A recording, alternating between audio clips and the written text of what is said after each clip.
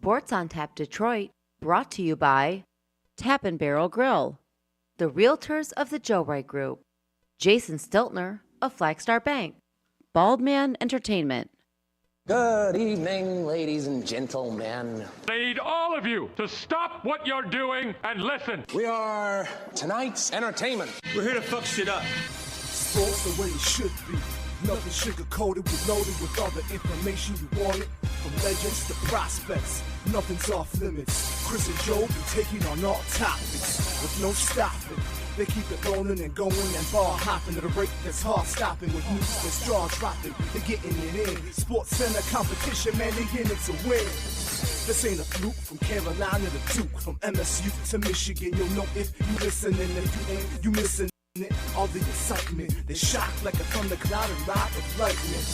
Get it together, you know ain't nobody better. Bring heat than cold weather. You better put on a sweater, you better just let it go and all come and attack. Sit back, relax, let's tell them it's on tap. We'll do it live. Fuck it.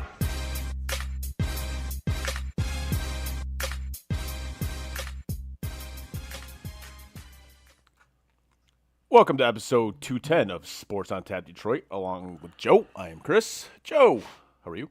I am good, man. How about you? You know, doing all right. Doing all right. It's life. I can't say I'm good. It is life. I'm fine. You know those nights you kind of sleep like shit and you just kind of drag ass through the day? Yesterday for me. That's kind of today, yes. So that was me yesterday. When I left work yesterday at about 5 o'clock or so, I literally was like, I don't even know if I'm going to eat. I'm going to go home and I'm going to lay down and probably just try to go to sleep. I was that tired yesterday. Yeah. Yesterday sucked because I didn't get much sleep on Sunday night for some reason. I don't know why. Yeah, I don't know. I think, whatever. It is what it is. No excuses. As we get older, sometimes we can't sleep as well, right? No excuses. Play like a champion. You know? Yeah. We power through our days. Yes. Anyways, obviously, with football starting back up, which I know you're very excited about, as am I. Yes. We got some. I just want this preseason to be over. Just start the season already. I think we've seen what we need to see. The preseason is for guys that are going to be on the practice squad. You know, that's what we're doing here. And they got one game left, right? Because there's only 3 weeks in the preseason now, as opposed to 4. But and then there's a week in between. Yes. As well, which I kind of like that they do that. I'm cool with that. You know, get everything situated. You know, and anybody that got dinged up in preseason, they get an extra week to recover before the season starts. Like that makes sense. I'm good with that. However, before we get to NFL stuff, I want to hit on some baseball and some hockey before we get into NFL stuff. You're gonna talk about what we just saw? That's one thing I'm going to mention. Yes, please do. I want to mention the team first because the team is about as disgusting as what we just saw. That's close, bro. It's close. They are both pretty disgusting. So the Tigers go on a little bit of a heater, right? And they get to within one game of 500. Yeah, I think they're a one game. And have a weekend series against the White Sox, who, if they sweep that series, they're in first place. I was just saying, and weren't they like one game out of the wild card at one point? I think they were in the wild card at one point. They were in the no, third you're wild right. card. They did. They made it in. Yeah, they were in the third wild card spot. Yep. So Riley Green gets hurt. Okay. And then they just proceed to nosedive. Oh, okay. And again, this goes to pretty much what it has been the entire season. It goes to the bullpen. I'm sorry. It's the bullpen. It's been the bullpen the entire season. Like, if the Tigers organization did anything about this bullpen, even when fans saw it, we saw it early in the season, we're like, this bullpen is trash. Yep. Like, it's not good. If they had done anything about it earlier in the season, they would have ran away with this division. They would have ran away with this division. Because the division sucks. This division sucks. You look at this team, you want to know what their run differential is right now? The Tigers? Plus 83? It's plus 70. I say at one point they were plus 83, which was, I think it was before these last few games. They got kind of. So their run differential is plus 70. Okay.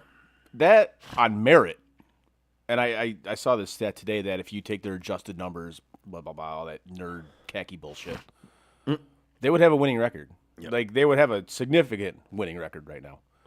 But, again, you go to the bullpen. And the last time we talked about this, I think the stat was they had blown 15 games after the 7th inning. Yep. And I don't even want to know what that number is now. I It's can't definitely higher than 15.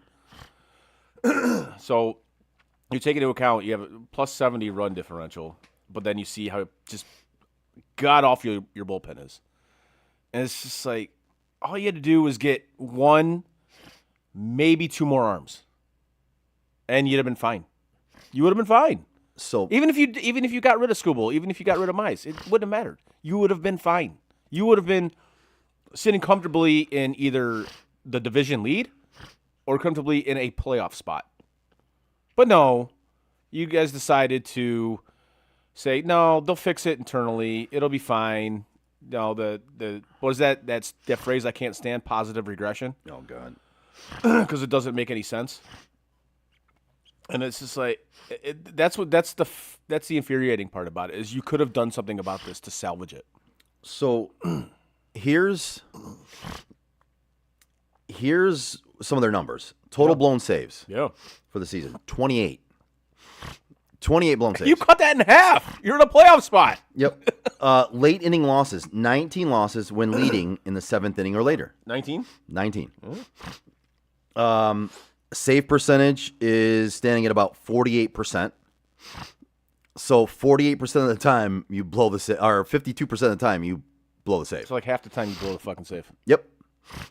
It's unreal. That is Yep. unreal.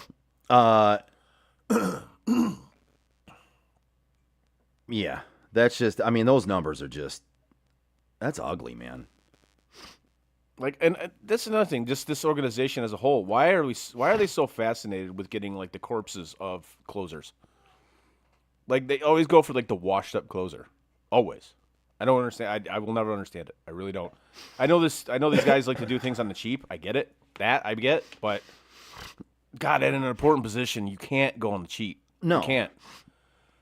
Now, this team, I think they have a lot of good young talent. I do. Absolutely. I totally agree. And this is the bill of goods we were fucking sold, is that, well, once we get the centerpieces and the foundation, then we'll spend money. You guys have it. You've had it for 2 years. You've made the playoffs the past 2 years with those pieces. What are we waiting for, guys? What are we waiting for? Right. Now, I get there's financial uncertainty coming with what's absolutely going to be a lockout. 100% is going to happen. So you're firmly on that stance. Oh, is that absolutely. there's no way we're avoiding a lockout. Well, especially with his Dodger shit, 1,000,000% yes. Okay. That's what I- absolutely going to happen. Yeah, because that's where I've been for a little bit now. Now, how long it lasts remains to be seen. But there's absolutely going to be a lockout, and frankly, I wouldn't be shocked if they missed at least a month of the season. Maybe a month and a half. I was gonna say, I'll be honest, I think it might be more than that. But yeah, I it would not shock me at all. But to again, we've talked about this previously, that MLB and the players would be incredibly dumb in wasting a season. They would be. Incredibly. Incredibly dumb. Because, frankly, if that happens this time, I don't know if there's any coming back from it. Let's see if this. Because you're not going to have a home run race like that again. You're not. No. And frankly, even if you did, It I don't would- think people would care. No, if you have a full season lockout, I don't think there's any hope. I think you lose a ton of your fan base. I think 2 of which are sitting in this room right now. Yeah. If they lock out for a full year, do you ever go back? It would take a lot to get me to go back. I would say it would take a. I can't say never, but it would take a lot. I'll tell you what, I'd watch a lot more minor league baseball. I would. Yeah. I'd go down and watch them a lot more than I do. Yep. Yeah, because it'd be something to do, and you want to watch baseball, right? But if the MLB decides to decide, if the MLB decides to, and the players, I put both of them at fault here if it happens.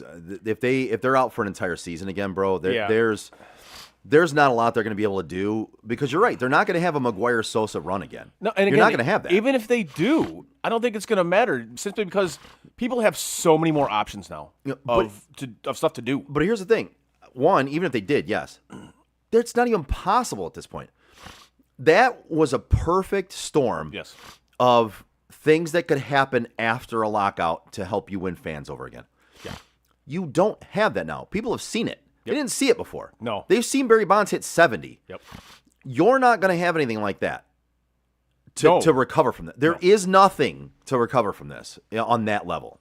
No, I firmly agree with you on that.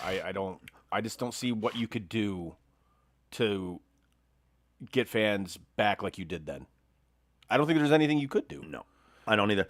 Dennis commented, sorry, I'll let you read it. You were No, go ahead. Yeah, go ahead. He says, owners aren't even on the same page. I could see a whole season gone. Sadly, I can too, and in all honesty, what we're saying is going to happen. There won't be much coming back from it if that's the case. Some people will. The diehard baseball fans will still go back. Yes. But it's funny I'm saying that because I know you're a diehard baseball fan, but you will find other baseball to watch. I will. Yes. And I would have to assume that there's probably a good portion of true, real baseball fans like you that would do the same. And you look at it, and everybody, it's kind of like, politics. Oh, you got to pick a side. Either you're on the owner's side or you're on the player's side. I don't think there's a side to pick in this. It's just kind of like, it's with any job. Like, obviously, employees want more money. Owners and CEOs don't want to pay more. Don't want to pay, right? It's simple as that. So I'm not on anybody's side here. Let me. If I'm on anybody's side, I'm on the player's side. Well, let me tell you a thing. I'm not on any side. No, exactly. Because the players of Major League Baseball are doing pretty well too, man. Yep. There's no salary cap. They're doing pretty well. And I know we're talking about millionaires versus billionaires. I get it, man. I'm not talking about that. But we know how business works. I know every day I go to work, I have another mandate or another conversation about how we could save money and cut costs. Oh, yeah. So there's obviously that thought process in this business as well. It's a business, folks. So you're going to have both sides disagreeing on some things. The key is you have to end up coming together or else your company fails. You cannot have employees and employers at odds with each other in a company and have it survive. You have to find a middle ground and come to an agreement. And that's where I hold them both accountable. You have to come to an agreement. Somehow, some way, you have to figure out what the middle ground is and come to that. Well, like Dennis pointed out, I mean, there's some unrest amongst the owners. And I get that too, because you have these, quote, small market owners that are getting revenue sharing and just pocketing that money. Yep. Now, if I'm a big market team and I'm paying money into revenue sharing and you're not spending that money on your team, then fuck you. Then I'm furious about that. Yep. I'm absolutely furious about that. That's why what you said, and I agree with it, they cannot come out of this lockout or this negotiation without a salary floor. Oh, that's one thing that's absolutely needed is a salary floor. They cannot. They need a salary floor. Absolutely.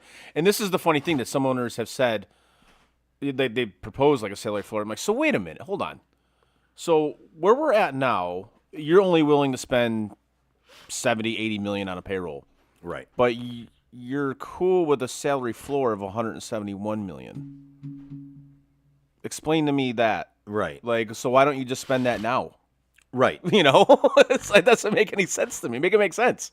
Like, the math ain't math in here. It doesn't. Yeah. It doesn't make sense. And again, this is why we're gonna head toward a lockout, because not only is it the owners versus the players now, some of it's gonna be the owners against the owners versus the owners. But here's the thing: in that battle, I'll take the owners that are fighting for them to have a salary floor and for them to spend that money, because I'm with you. I don't care what market I'm in. If I'm spending all this money and you're getting revenue sharing and you're just pocketing it and you're not putting it into your team, bro, I'm fucking pissed. Oh yeah, absolutely. No, that's fucked up. So I would be on those owners' sides. If that was a side to take, I'd be on their side.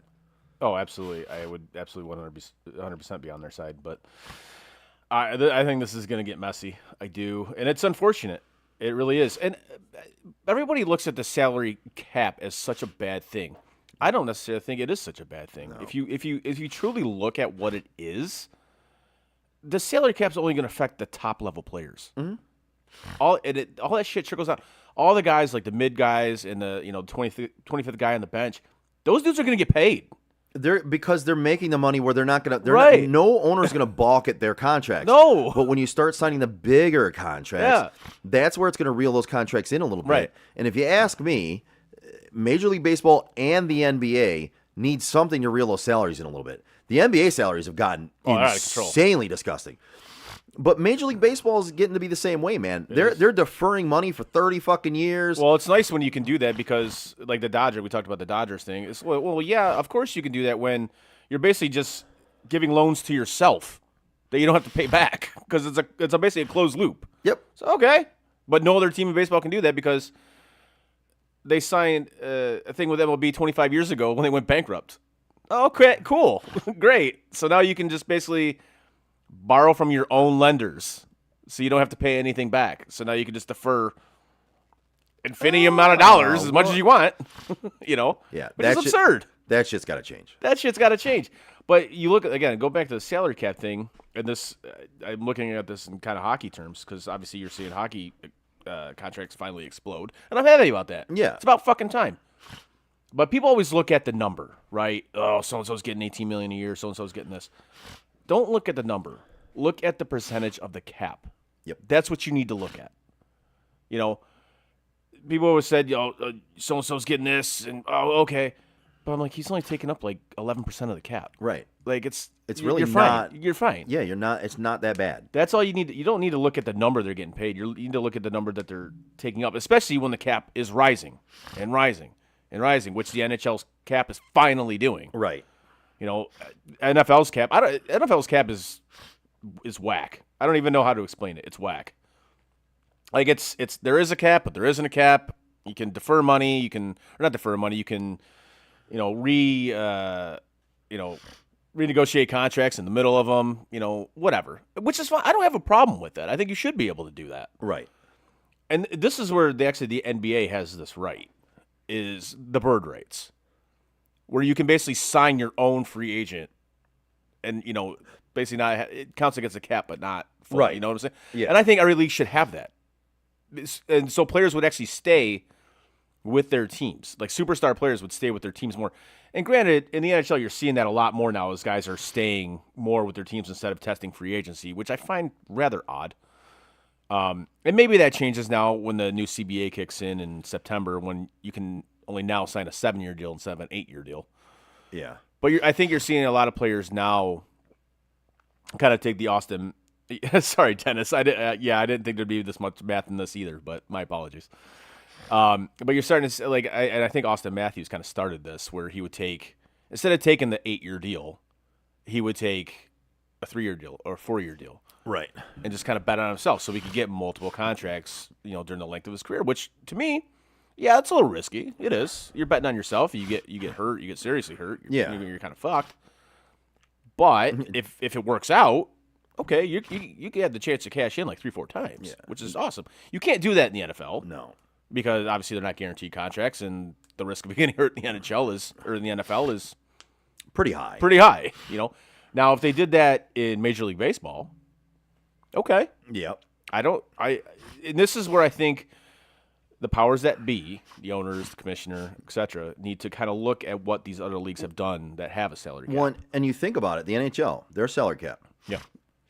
They have a 20% max that you can spend of your cap on one player. Yep. And typically, I would say teams try to aim for no higher than 15%, right? So, like you said, 11% of the cap. I would say most bigger name players are earning between 11 and 15% of their team's total salary cap. Now, and the NHL has a hard stop on the 20%. You cannot pay a player 100%. more than 20% of the total now, salary. Leo Carlson has kind of blown this out of the fucking water with the $18.5 he got from Anaheim because they had to match it. He got offer sheeted. They had to match it. Yeah. And it's basically fucked everything up with all these. Because is he over their 20% now? I don't know. I don't think he's either at 20%, but I think he's pretty fucking close to it. Yeah. Look that up for me if you could. Yeah. Just NHL salary cap, 26, 27. And he's at 18.5, I think. Okay. But I get my point in this is with him signing that contract, you look at it and you're like, oh, okay, so even his own teammate, Cody Gauthier, he's like, all right, so he signed for $18 million or 18.5. I'm better than that guy. I just scored 40 goals. I don't want what because they just offered him a deal or a contract for, I think, 13 or something, and he's like, "No, I'm not signing that." Are you kidding me?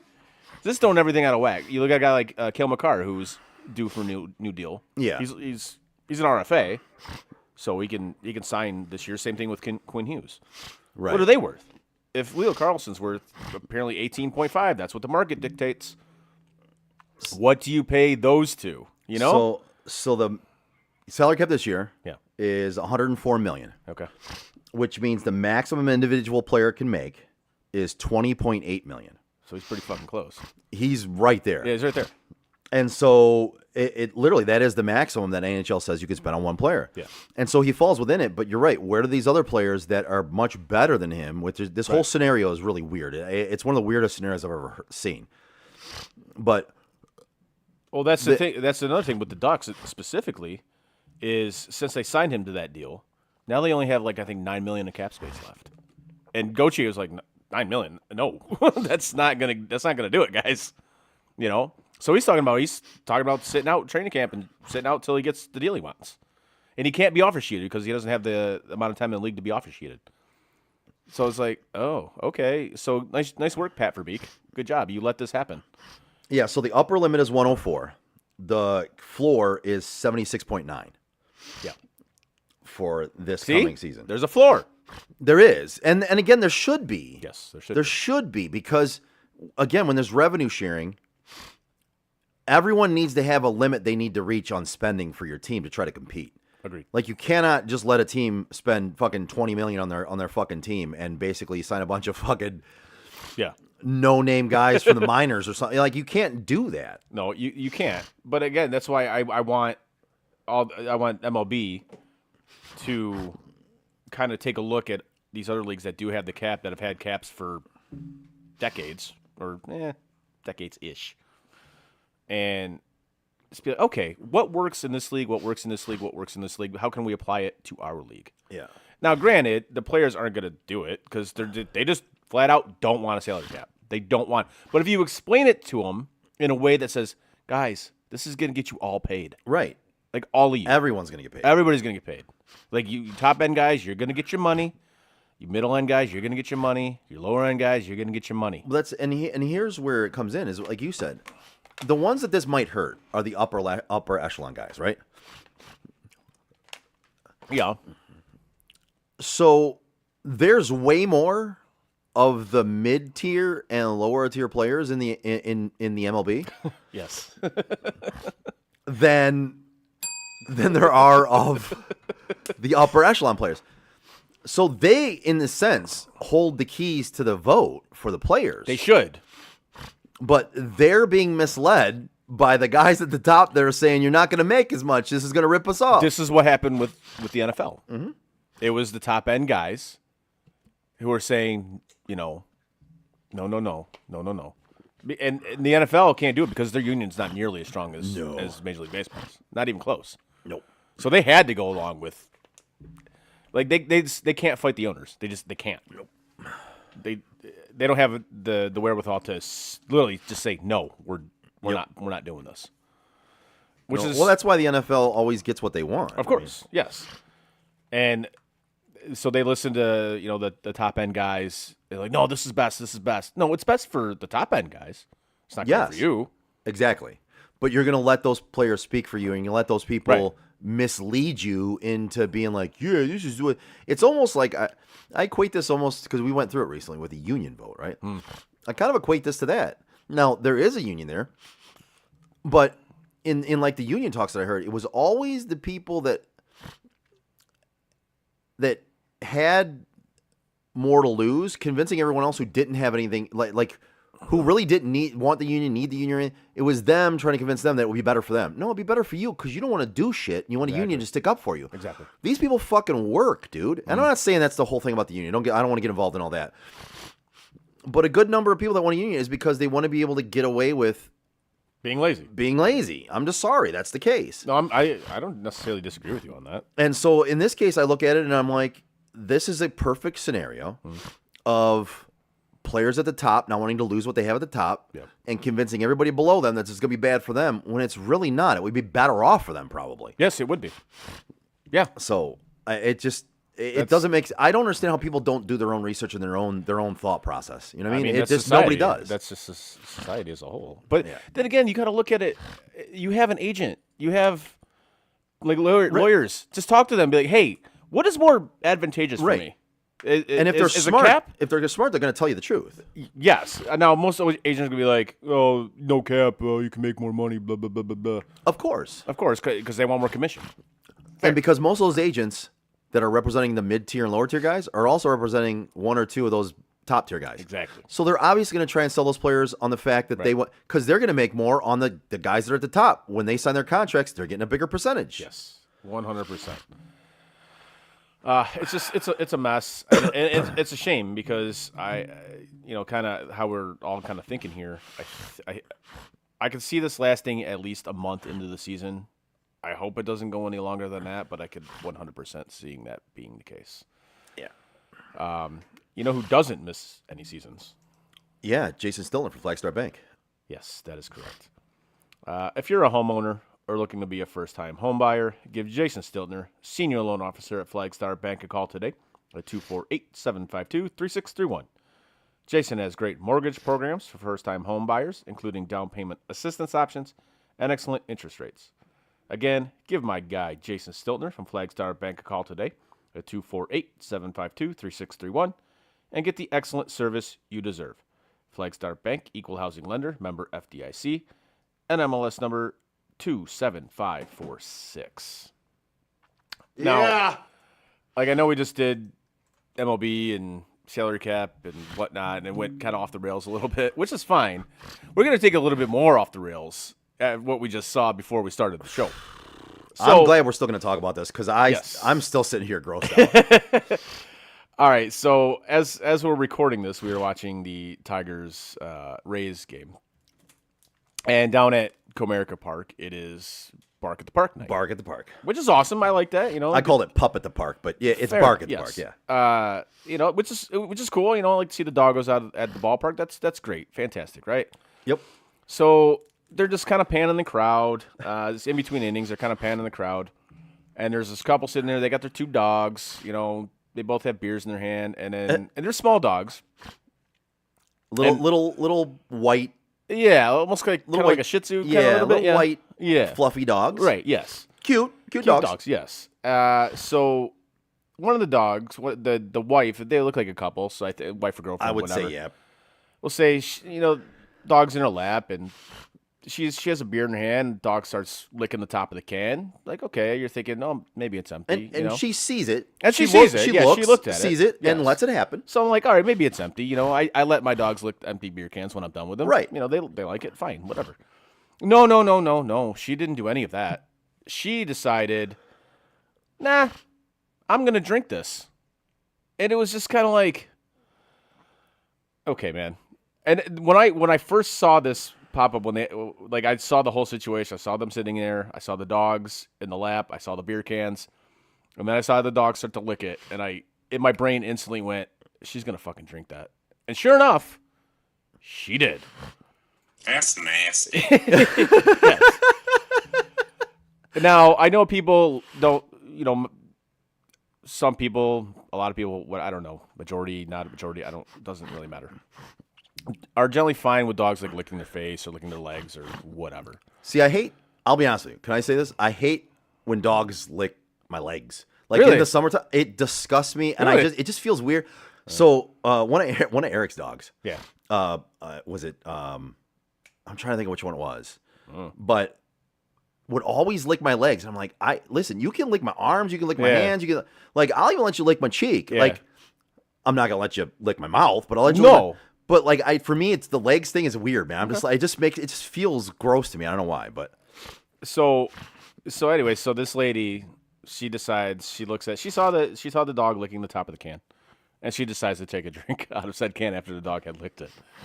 And I'm just kind of like, okay. And like I said, some people have no problem with dogs licking their face. I do have a problem with a dog licking my mouth. yes, Like, come on, we gotta put a line here somewhere. nobody's French kissing their dog. Like, come on, that's gross. That's flat out gross. And if you are French kissing your dog, it's gross. yes, I'm sorry. very disgusting. I just could. I was so taken aback by it, but I was almost like, yeah, I kind of saw that coming. I kind of saw that happening.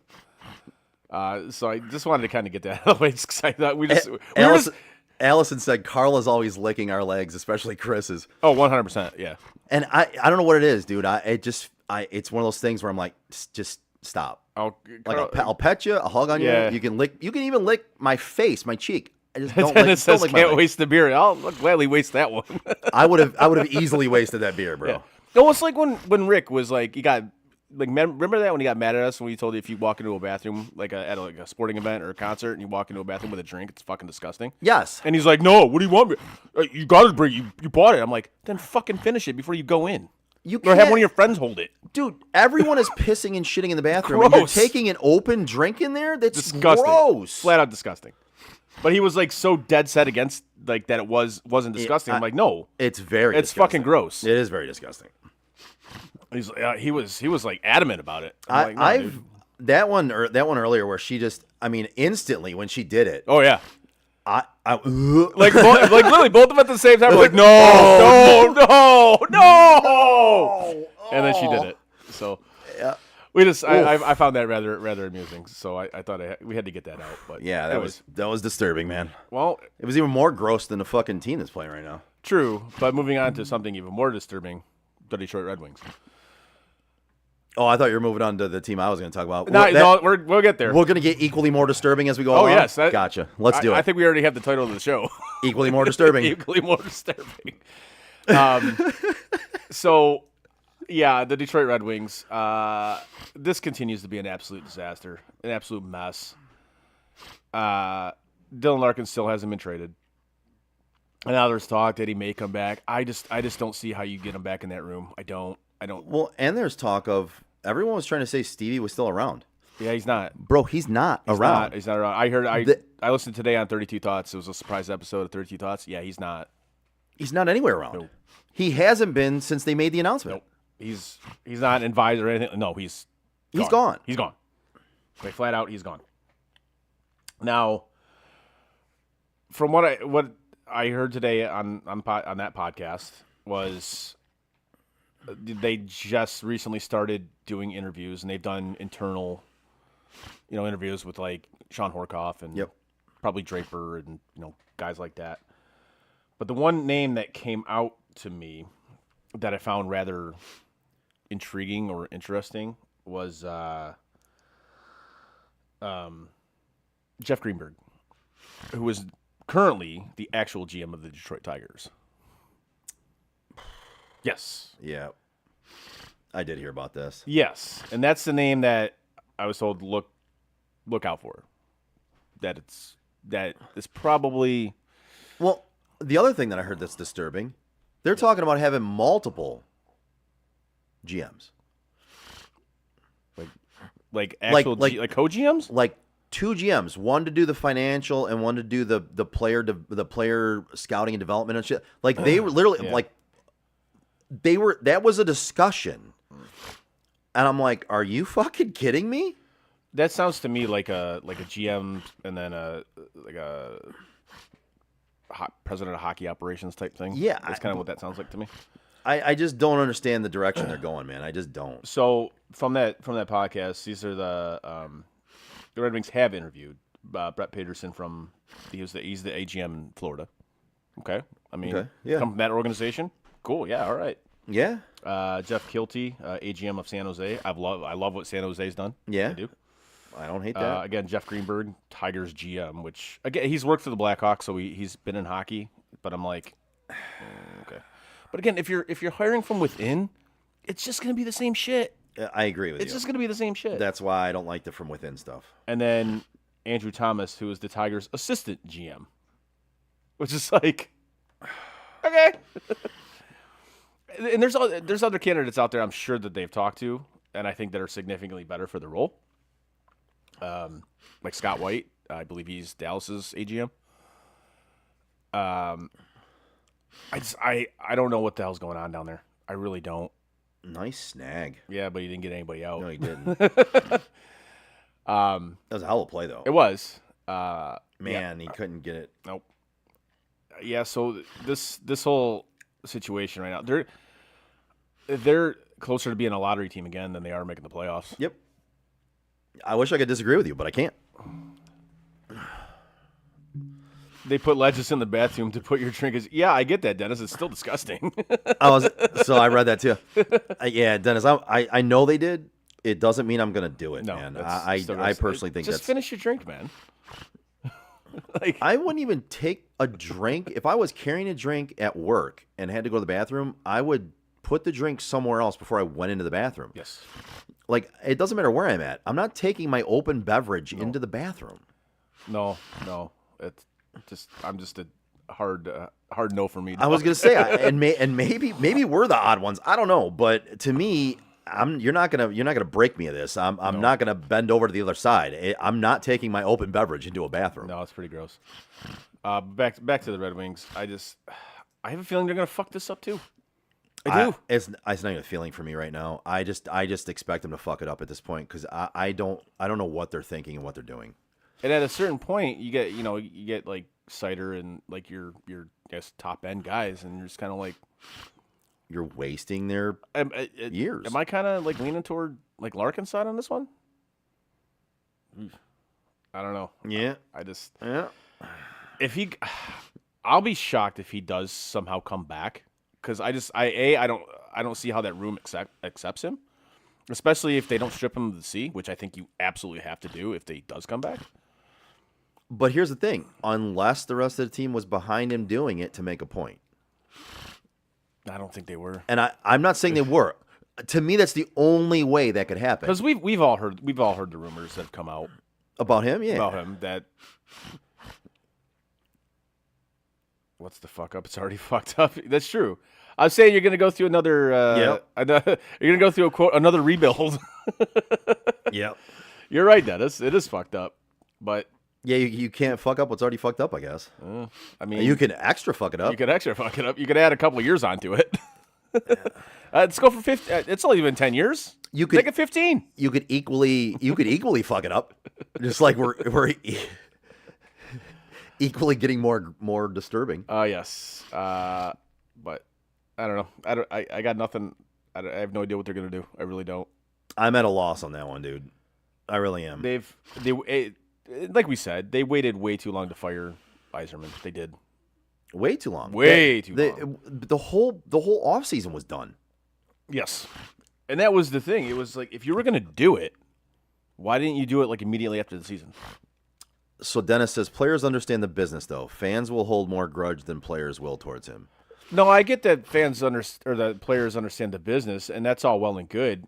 They just may not like him. Period. That's right. That's it. That's all. That's all I was insinuating there. Yeah, I know the players understand the business. I get it. I get right. it. There has been talk about the players not really being on his side and not feeling he was a true leader. Yeah, they basically think he's a flat out douchebag, which, from all accounts I've heard of, he is. Well, and from all the pictures I've been seeing from the guy like this year, dude, every picture is him being a douchebag. Yes. One more NFL thing. Did you see these rivalry jerseys that came out? So I saw him today before you sent it in there. Sean pulled it up at work, and Eric and I went over and looked at it.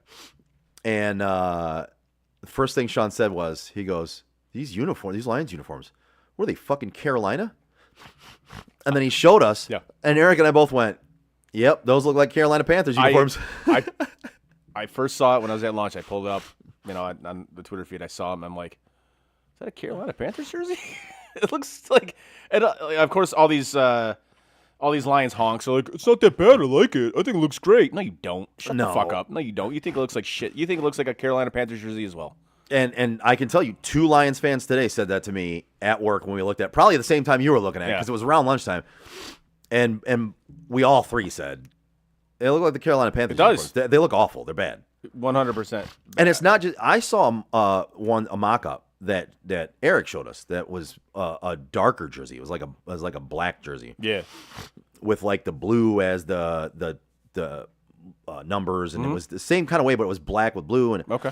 I looked at those and I was like, now if they went that way, those are pretty fucking cool. I saw one that AI created, and it was just like, this is so simple, but it's fucking beautiful. It was like a cream white Okay. with like double blue stripes on the pants. Okay. Double blue stripes on the sleeves, blue numbers, like a silver helmet with the throwback logo with the prowling lion. Yeah. That was it. And I'm like, this is fucking beautiful. See, and I didn't see that one, but that would be nice to see. But the one I saw, it was just I think it was a fan done one. It was just a speculation one. Yeah. It was 10 times, if not 100 times better than the one they actually put out as their uniform. Like this is the problem now. It's too many jerseys.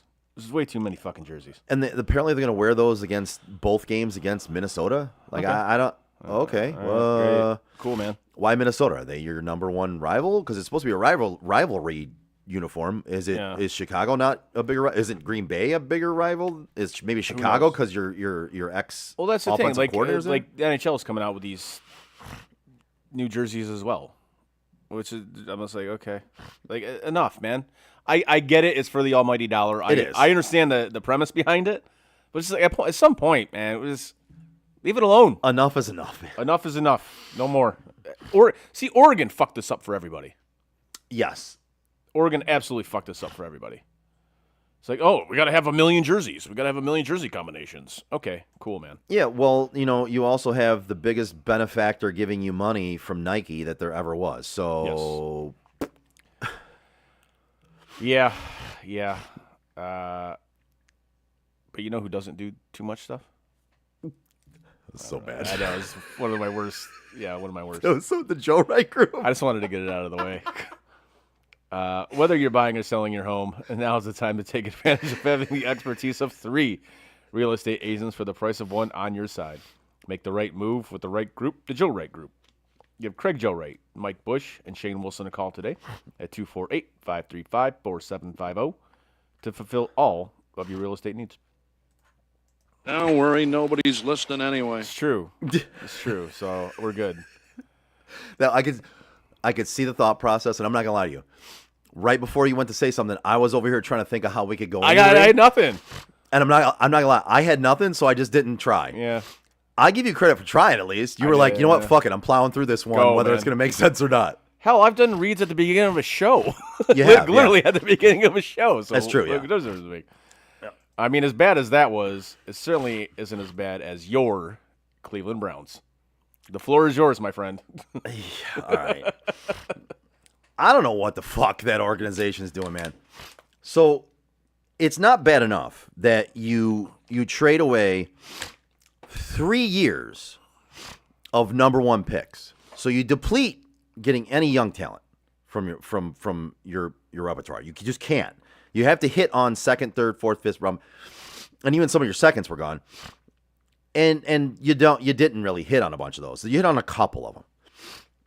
But not only do you make that mistake, then you pay the guy $250 million guaranteed. Then you decide to poo-poo all the sexual assault allegations against this guy, right? Like it's no big deal, right? Even the fan base did it. Back when they traded for him, I flat out said I didn't want anything to do with the guy. I said he was going to be a failure. He was out of football for a year and a half. You got called a racist. I got called racist. I got death threats. I was the worst of the worst. Fast forward to now, and now the fan base has totally swung to my side, where I told them they were going to end up in the first place. They're now booing this guy when he gets hurt last year, and for some reason, this fucking guy just thinks it's awful that people boo when he got hurt. Bro, they weren't necessarily booing that you got hurt, or I'm sorry, cheering that you got hurt. They were cheering for the fact that you weren't going to be throwing the football for the team anymore. They don't like you. They don't like you. They were willing to accept the fact that you could have possibly allegedly raped somebody. But they will not accept the fact that you've thrown for 3,000 yards over 4 seasons. Yeah. And have had more interceptions than touchdowns. Like, you get sacked at an absorbent rate compared to any other quarterback that has played the downs you have. Yep. It's insane. You have done nothing on the football field to win that fan base over.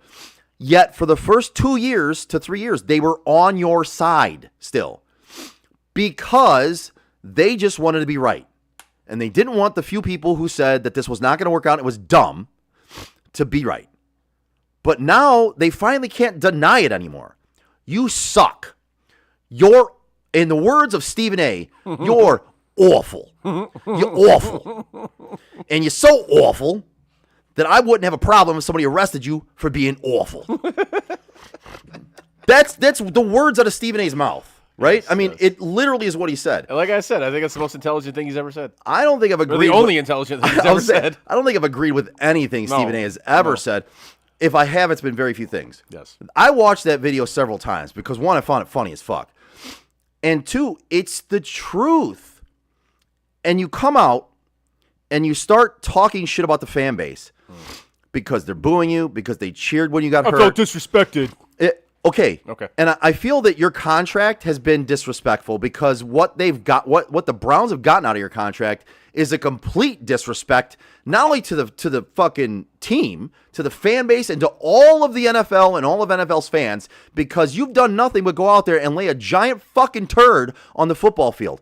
You literally have taken the Browns to the Super Bowl. Only you haven't. You've taken them back to the toilet bowl. You're the biggest shit in the toilet at this point.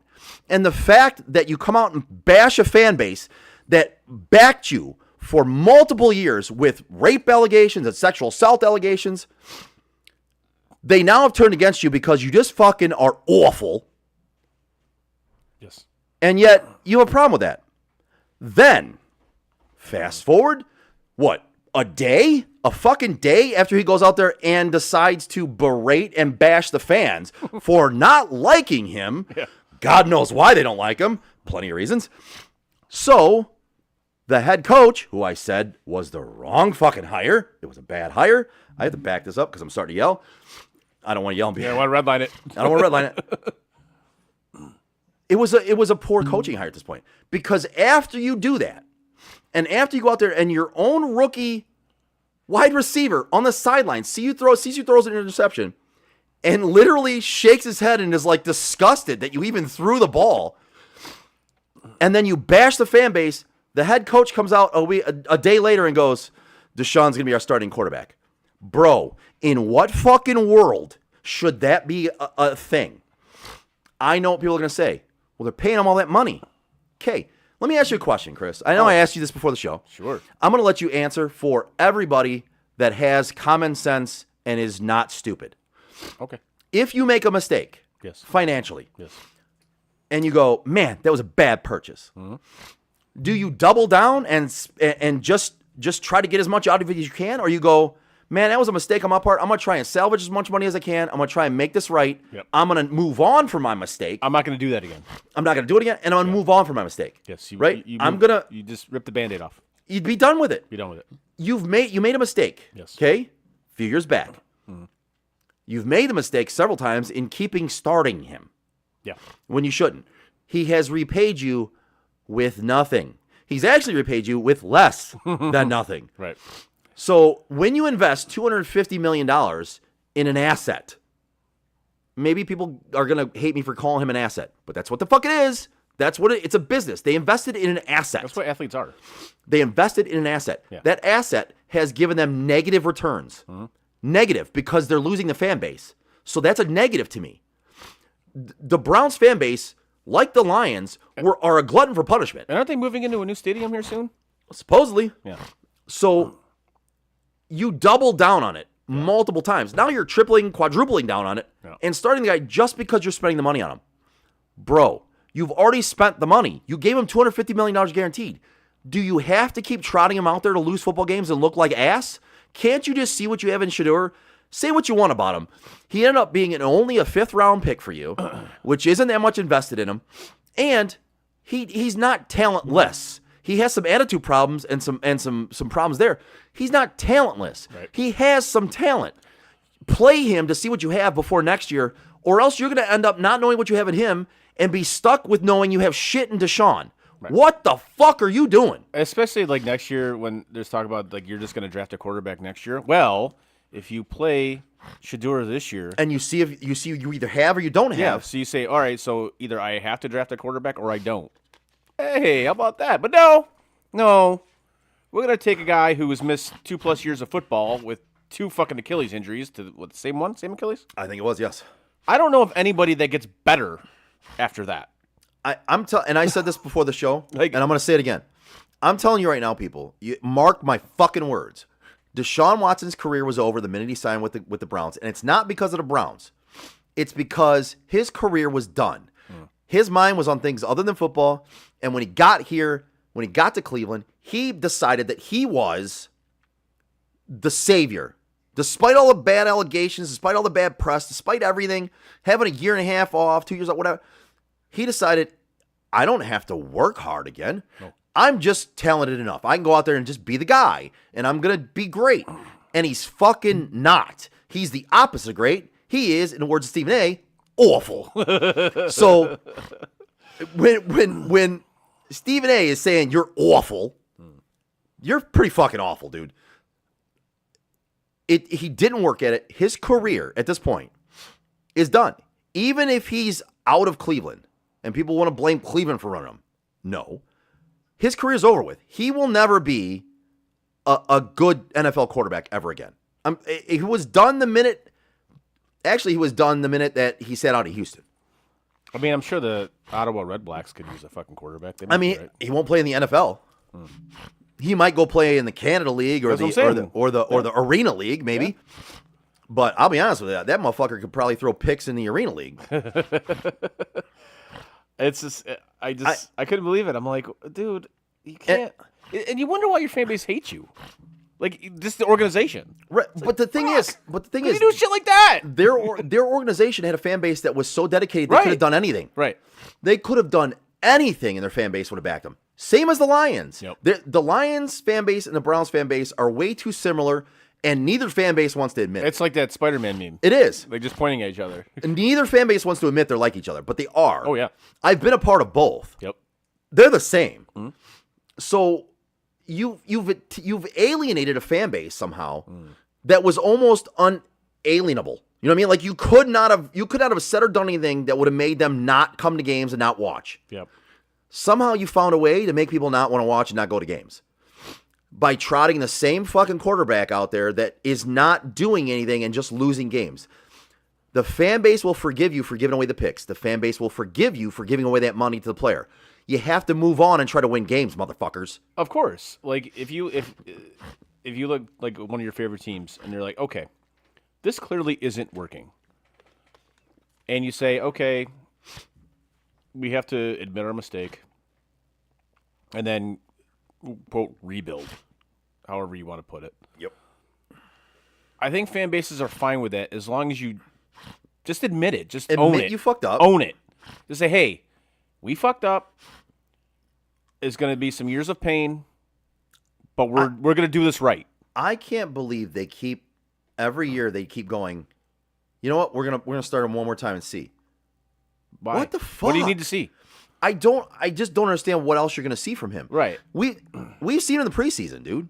Yeah. We've seen him like it's not like he came out and was lights out in the preseason so far this year. No. He's been garbage.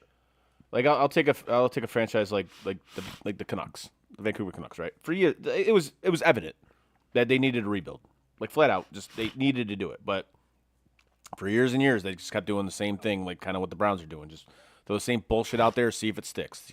See if it sticks. Yep. And finally, this past season, after they traded Quinn Hughes, it was just we have to rebuild. We flat out have to do this. And their owner finally came out and said, we are rebuilding. And Canucks fans were thrilled with that. They're like, it's about fucking time. Thanks for finally admitting it. Like, again, fan bases will not be mad if you rebuild as long as you, A, are honest with them and you do it the right way. Yeah. Like, you're like in the mid-2000s, or mid-teens of the 2000s, like when the Cubs did it. You know, when they got rid of like Soriano and all those guys. They took it down to the studs. It was like, we're going to build up our farm system. And they told the fan base, this is like this. We're going to suck for like 4 or 5 years. Yeah. And they did. They sucked for like 3 or 4 years. Then they started getting to the playoffs. And then they finally won in 2016. But most of that team were homegrown guys. Yeah. And they did it the right way. Like, fan bases will not be mad as long as you are building towards something. Right. If you keep doing the same shit over and over and over and it's failure every time, like the fucking Browns. Yeah.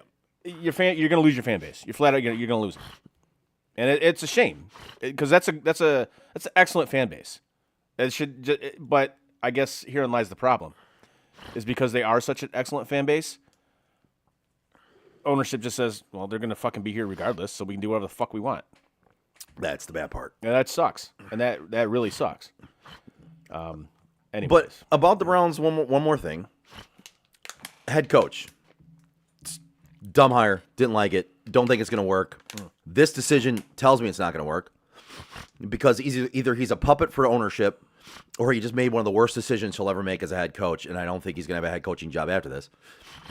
But there was and Frank kind of was one, like the player that they released that's gonna end up going back to college. This shit needs to stop. Like, that's fucking ridiculous, first of all. Yep. But like Frank said, and I saw some other people say it. Oh, he went to the NFL, played for the Browns, and now wants to go back to college. Right. He was being released, guys. I think it's worse that he's being released from the Browns. Right. Like, he didn't quit on the Browns and then go back to college. They released him. See, how do you not make the Browns roster? This whole notion that you can go back to college, and there has to be an age limit for playing college. This is absurd to me. Playing college sports, dude. There's somebody out there that was in the recruiting class of like 10 years ago. Right. And they're still in college playing sports. Like, what are we doing? When this happened, like the SEC's commissioner came out and he was like, was like dead set against the SEC. This is ridiculous. This shouldn't be a thing. Blah blah blah. Then fucking do something about it. Like the Big Ten flat out came out and said, no. Once you're done, you're done. Yeah, good. You're done. You're not coming back. Doesn't matter. We don't care. You're done. Like if any of these commissioners had any fucking stones at all, lawsuits are coming. You know they are. Like, fine, bring on your fucking lawsuits. Bring them on. Because this is bullshit. You're not an amateur. Move on with your fucking life. You decided to go pro, and no, you didn't get drafted, but you signed with the team as a free agent. Then your college has ended. You're done. You're done. Your eligibility. As soon as you sign your name, you're done. Eligibility done. Done. Same thing with the NBA. The NBA's doing this shit too. It's like, why? I don't hate what Enes Kanter's doing though. Sign me up for that. God, what a clown show. That whole league is a clown show. It really is. But tell me you don't find it hilarious that he's doing that. I mean, I'm not a huge fan of like trolling, but this I kind of am because the WNBA has done this to themselves. They've literally invited this. And see, and this here's where I have a love for this. I have a daughter. Yes. Who might one day want to play sports. Yep. I'm going to say at this point, I doubt she's going to want to play a sport other than swimming. But she swims now, and she swims competitively. She's on a team. Oh, nice. So if we were to take that, my daughter swims. Yep. Would I want her swimming against boys in the same category? Nope. Am I wrong for that? You are not. Okay. So that's where I'm at in this one. And I like the fact that somebody is actually having the cojones that is a famous person, famous enough, and is going to go after this a little bit and be like, and try to make people understand how ridiculous they are in saying men and women should play sports together. I don't care if you've had your dick cut off and had boobs installed. No. I don't care. What were you born with? Well, you're born with a dick. You can't play women's sports. Sorry. Hate me if you want to. And this is not about politics. It is not. Don't come at me about politics, people. Don't. Because it's not about politics. This is about if we want to say that we have women's rights and women in mind and want to make sure that they have equal things, it's making sure that they can play their own sports with women and with females, not against men. That's dumb. It's incredibly dumb. I concur with you 100%. Anyway. The fact that this is even a fucking issue is it's lunacy. Flat out, it's lunacy. It is. And here's what Enes Kanter's What the hell are we doing here? Here's what Enes Kanter's doing is he's shining a light on the lunacy. Yeah. Which is what I love about It's it. shining a light on this absurd league that can't decide what the fuck a woman is. Yep. Okay. But okay. But Chris, we live in a society that can't define what a woman is. We do. I know. Like, I don't care what you want to be later on. You can do what you want to your body. I don't give a shit. I really don't. Yep. And if I meet you and you tell me, I clearly see that you at least were a woman at one point in time, and you want to be called Fred, and you want to be referred to as him, fine. I'll try to do that. I might forget sometimes. I'll do my best. Yes. If I meet you and you ask me that. But one, you can't expect me to do that when I don't know you, and you just expect me to get it right. When everyone, like, you just expect me to get it right. Like, come on, man. Wait a minute, man. Come on. But also, you can't expect that because you want to do that to your body, the rest of us need to call you whatever you think you are at this point. You're born with one anatomy. That's where you're categorized for sports and for interactive things, bathrooms and everything. I'm sorry, that's where you're categorized. From there, if you want to do whatever you want, do whatever you want. The rest of that I don't give a shit about. Yeah. But stop trying to get involved in opposite sex things. Yes, you nailed it. One more NFL topic. One NFL topic I want to hit. Going into this season, and I know we're going to do a bunch of this the next show we do, but we're going to have couple, right? Yeah, we have a ton of NFL stuff coming up in our next shows. But right now, what is the biggest storyline on your radar going into this season? New England. Really? I think everybody wants to see if Drake May is legit because he did kind of falter in the playoffs. Everyone wants to see how the Vrabel shit with Rossini is gonna play out. Yep.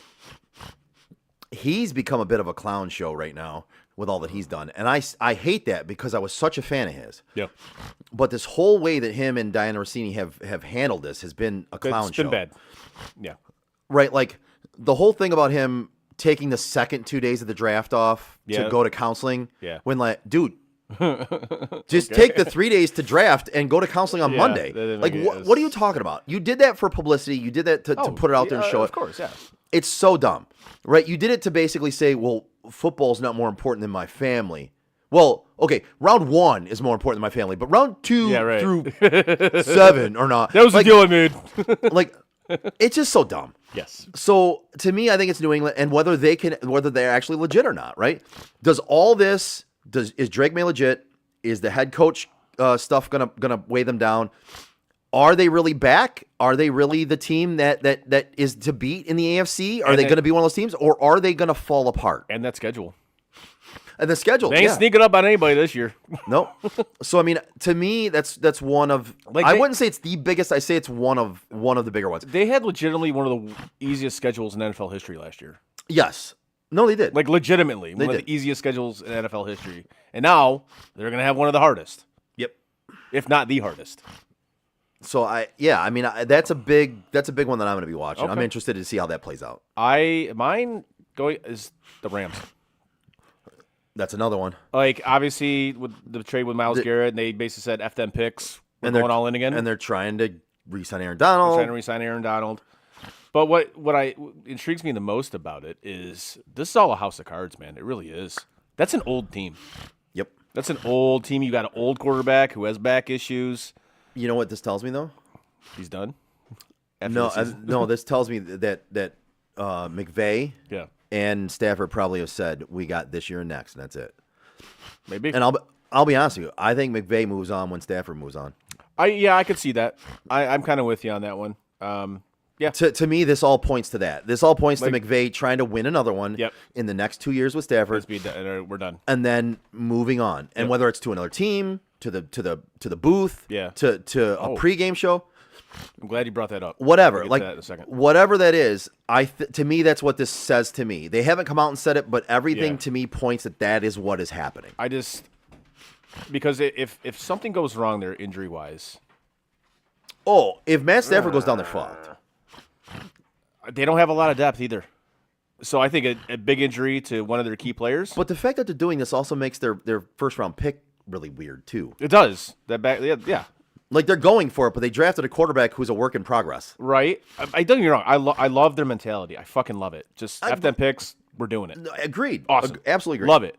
But you also take the risk that It fails. If one of your pieces, big pieces, goes down, Well, the whole fucking house of cards. well, done. and if you do that and you fail, it's definitely a brighter light on you, right? Yeah. Because you took the risk and you stepped out there. I'd rather do that. You're out on the ledge, right? Yeah. And then all of a sudden you fail. Everyone's looking at you, and I understand people don't want to do that. I'm of the mindset. Go for it. You should always go for it. Absolutely. You should always, if you see a shot, take it. Yeah. No, I'm in full agreement with You that. miss 100% of the shots you don't take. Michael Scott. Wayne Gretzky, Michael Scott, and on my arm. Yeah. But it's one of those things that you really like. It's one of the that saying is so simple but so poignant in the same breath.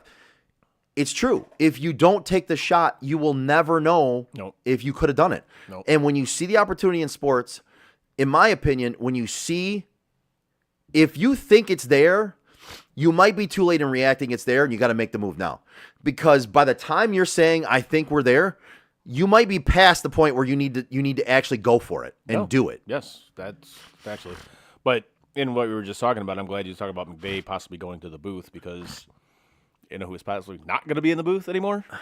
Tony Romo? Oh, yeah. So CBS. Oh, Jim, I got pulled over. When this originally happened, I said this in our group chat. I'm like, well, it looks like CBS has finally got their out clause, if they ever wanted one. They have it. And I think they want it. And I think they want. I think they got pissed off from all the negative publicity, not only of him in the booth, but obviously this issue with getting drunk driving or DUI, whatever it was. So there's kind of like, okay, people don't like you anymore in the booth. You were great the first few years, but now you're just a caricature of yourself, and you sound like an Literally. idiot. And Jim Nantz hates you too. You can hear it in every breath Oh, he he takes. hates him. You He can hates him hear so it much. in every breath he takes. Oh yeah, because it's usually a breath where he's like, yep. And then obviously the getting pulled over and what happened with that. And CBS just put out their season promo with the in studio guys, the pregame guys, and JJ's in the top spot. No, Romo wasn't in it at all. No, I know. Yeah. JJ Watt took his spot. Well, yeah, but the promo itself, JJ I don't think was in it either. Oh, okay. But Romo wasn't in it. I like that. I'm like, I'll be honest with you, I was done hearing from him. I hate that. I hate that it's happening like this, because I never want to see anybody like the guy made a mistake. Yeah. Think about what you want. I think everybody who's had a drink in their life has probably driven when they shouldn't have. Yep. The guy made a mistake. He's going to pay for it. I feel bad that it's happening like this, but it should have happened based on his performance in the booth, because it was so bad. And we've talked about this ad nauseum. Absolutely. It's just like they basically became the dodgeball announcers. Yes, they did, and it was painful to listen to at certain points. It was awkward. Yeah. To listen to. It was very cringy. Yep. And I think they're either going to go after Aikman or they're going to go after Greg Olson. Now, personally, I think Greg Olson is the perfect guy to fill that. I think Olson's the best guy to fill it. Now, don't get me wrong. I like J.J. Watt, too. I think J.J. Watt's really good. I think J.J. Watt could do it, but I personally, I almost wished this happened. Like, I was hoping that Olson was underneath there and could make a spot, but he's not. He's underneath Tom Brady, right? Right. But when all this happened, I thought, for a split second, I was like, oh, we get more Greg Olson now. Then I was like, fuck, he's not at CBS. Fuck. But I think he only has one more year on his deal. I think this is the last year of his deal. I would love for them to be able to get him over there. And I agree have him with as yes. the top guy. He was fantastic. He should be the top guy at Fox. I'm sorry, he's better than Tom Brady. He is. Absolutely. The only reason he's not the top guy at Fox is because it's Tom Brady. It's Tom Brady. Exactly. I mean, we'll kind of see how that plays out. Obviously, JJ's doing he's doing the opening weekend, right? Yes. Okay. And again, I like JJ Watt. I think he's really good. I do too. I think he's really good. Yeah. But he's not Olsen either, though. He's not. I like. I think he Olsen can a become lot more. that. He could. I think last year was his first year in the booth. I believe. I'm almost positive. I think it is. Yeah, I think it was. So he's got it's the same thing with Brady. We ripped Brady his first year because he was objectively bad. He was. And credit to him, he's gotten better. He has. Yep. Now I'm not a huge fan of him in the booth, but he's gotten better. He hasn't gotten worse like Tony Romo. Right. Yeah. And objectively worse, like to the point where, like, you're screeching and you sound like a character. Yeah, exactly. It sounds like you're trying to either take a bust shit. a nut or take a shit. Yeah. Every time he talks, I feel like he's taking a dump on the toilet, and Yeah. he's just on the micro. Like he's got the microphone. He's just sitting on the toilet. He's like, Ooh, Jim, that was a great. I'm curious to see how this plays out. But I think what's going to happen here is we're finally going to get all the booths like Amazon and NBC, Collinsworth. That's another one. I think JJ Watt goes to fucking NBC to work with Tirico. I wouldn't hate if I don't hate Collins as much as other people do, but I could definitely be fine without him on there. Like, he doesn't add to the broadcast. No, but he's also talked about like his time is winding down, and he knows it, right? And he does irritate a lot of people.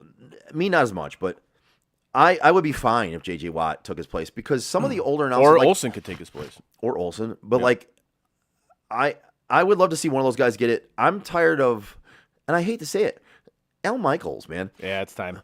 Like, dude, he's one of the most, if not the most iconic announcers ever, man. Yeah. And guys like that should be able to, guys like that should be able to call their shot. They should, but man, how long are you gonna die in the booth, bro? Come on. It's time. Like, at some point, it's not him calling a shot. It's God's gonna call a shot. I mean, the guy's gonna collapse in the booth calling a game. Yeah. I just at some point you start tarnishing your legacy. Yes. It's like, all right, dude. Like, somebody's got to get in this dude's ear and be like, "Hey, man." Like when a player lasts too long. Oh yeah. And they tarnish their legacy. Yeah. Like, dude, just hang it up, man. It's just over. Stop. It's a wrap. So I think most of these booths, if not all of them, like the top booths, are going to be actually really good this year. Yeah, which is going to be awesome. I'm going to be happy that Romo's out. I'm not going to lie. You and me both, brother. You and me both. It's about time. It's far past time that happened. Yep. Anyways, I just I'm glad you brought that up, because I was going to forget about it when you talked about McVay in the booth at some point, which I think is going to happen. Another thing I think is going to happen is that Mike Tomlin is going to stay in studio. Yeah. Because NBC is going to back up the Brinks truck to keep him there, or whatever. He's doing NBC, right? Yes, I think so. Shit, right? Yeah, and I mean, I don't think he can go back. What, to coaching? I think the contract he signed was that he has to. I think it's a certain amount of years he has to stay in the studio. I think with all these coaches that do this, I'm sure there's an out clause in there. Be like, hey, if there's a job, I can go. But I think what's going to happen is NBC, or is it NBC? I think it is. It could be wrong. I don't remember, but I know he's going to be on a pregame show. I know he's working for a broadcast. And he's not going to be in the booth. He's going to be like pregame and postgame and halftime and shit. Right. Yeah, it's NBC, the Football Night in America. That's what I thought. But from what I read an article a couple weeks ago about this. Yeah, they love him. Like, they're going to literally back the Brinks truck up to keep him. I'm interested to see how his personality, because these coaches, you saw with Belichick. Mm-hmm. These coaches actually have personalities. Yes. They don't show you when they're coaching. Belichick is awesome. Belichick's personality when he's not coaching is actually pretty fucking Saban, great. Awesome. Right. So Cowher, awesome. And I think we're going to see the same thing with Tomlin, because I don't see he has much of a personality when he coaches, but neither did we see that from Belichick either. Right. I'm interested to see what his personality is going to be not as a head coach. Tomlin? Yeah. It's actually really good. I've seen it. It's actually, Have you? Yeah. I'm interested in that. Like, that's one thing, the internet never agrees on, like, anything. I'd say the majority of the comments of what they've seen from him were positive. Okay. Like, dude, he gets it. Like, he's not fake. He just says it. Yeah. It's like, yes, we need more of that. Yeah, absolutely. I'm down with that. Fuck yeah. So, I mean, obviously, if he goes to coach again, more power to you. You're probably going to be a Hall of Fame coach. Fine. But, man, you're going to make a lot more money doing this. A lot more. A lot more money doing this. And it's a lot less stress on you. A lot less stress. You're in one spot. You spend more time with your family, etc. And you don't have to have the late hours in the early mornings going over game plans. Exactly. But I know you get that itch, man. Yeah. You get that itch. Yeah. So we'll see how it plays out. You know what I have an itch for? Yes, I do. Tampa Brill Grill in Shelby Township. Yes. They're one of the best sports bars in Metro Detroit. They're an upscale sports bar. They feature over 40 craft beers on tap, handcrafted cocktails, and a delicious scratch-made food menu. They also have an amazing patio, which was voted best in Macomb County by Crane's Detroit Weekly. They have a comfortable feel, an attentive staff, and fine dining food options It makes it a must-visit spot for sports fans and foodies alike. Whether you're wanting to watch the big game or any game when you got your Lions coming on. College football starts this weekend, baby. College football, NFL, Lions. If you're wanting to watch a big game, that's a great place to go. They have tons of TVs. Or if you're just looking for a great meal, they have amazing food. It's Tap and Barrel Grill. Visit them at 50055 Van Dyke Avenue in Shelby Township or go to tapandbarrelgrill.com.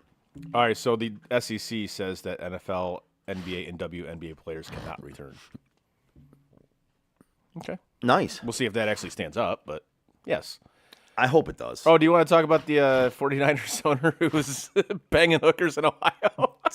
I mean, I don't know much about it, but you can share the story. You can share the story for people. Like, it's like... I just saw the headline. I really didn't even look at it. I saw the headline, so. Like, I don't understand this. Like, it worth millions. You own an NFL franchise.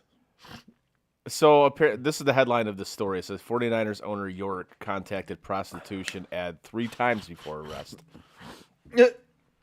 So he was trolling for, like, as we say, Cheyenne in a trailer park.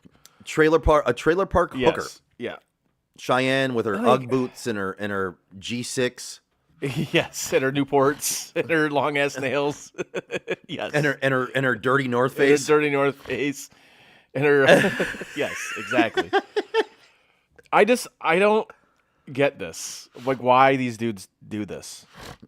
You can have, like, if you want, prostitutes, you can get like legit high-end escort prostitutes. Yes. That probably don't carry anything like a VD or anything like that. You're not going to get herpes or anything like that. I mean, when you own an NFL franchise, if you're going to go for a hooker, right, and you own an NFL franchise, that should be the level of hooker you go for. Yes. The ones that are high class. Right. But no, you want to go for Cheyenne. Maybe he just had that itch to be in the hood. You know what I mean? Like, he just wanted that hood chick. I'll never understand these idiots. I really won't. I don't understand it, man. I will never. Like, even like Tiger, when he was banging fucking like Perkins waitresses. What's wrong with you? Robert Kraft Right. and going to a fucking Asian massage parlor to get a handy. Come on, what bro. are you doing? What are we doing here? There's plenty of women that you could meet at a restaurant and you just tell them how much money you have. Yes. They're not hookers, but they will go home with you, They dude. will go home with they will find somebody for you. Right. You will be fine. Yes. Like, what the fuck? Yes, and the Big Ten officially banned NFL players from returning. So, okay. Good. Again, I'm sure a lawsuit's coming there at some point. But again, it just goes to show the loss of common sense and smarts that has happened throughout society, man. I just will never understand. It does. All right. One last thing before we go. Rest in peace, Dolly Parton. Apparently she passed away today. I don't know if you saw that, but I did right before, like on my way here, I saw that. never. Yeah, rest in peace to Dolly Parton. Rest in peace, Dolly Parton. On that note, I mean, we did say it goes from worse to worse to worse. So I mean, this guy here is dead. Cross him off then. There it is. All right, on that note, give us a like, a share, and a follow on our social media like Facebook, Twitter, Instagram, Twitch, and YouTube. You can find all of our podcasts on your favorite or least favorite podcast provider. Check out SOTDET.com. Click on shop, buy some stuff. It supports the show. We'd appreciate it. Also, click on our sponsors' logos. Give them a like, a share, and a follow as well. Again, that's SOTDET.com. On behalf of Chris, I'm Joe. We are Sports on Tap Detroit. See you next Tuesday. And that is it for us today. No! God, please, no! Bye. Have a great time. No! God! Bye, guys. No, no, no, no, no. Bye, buddy. No! Goodbye. No! Goodbye. No! It's never goodbye. You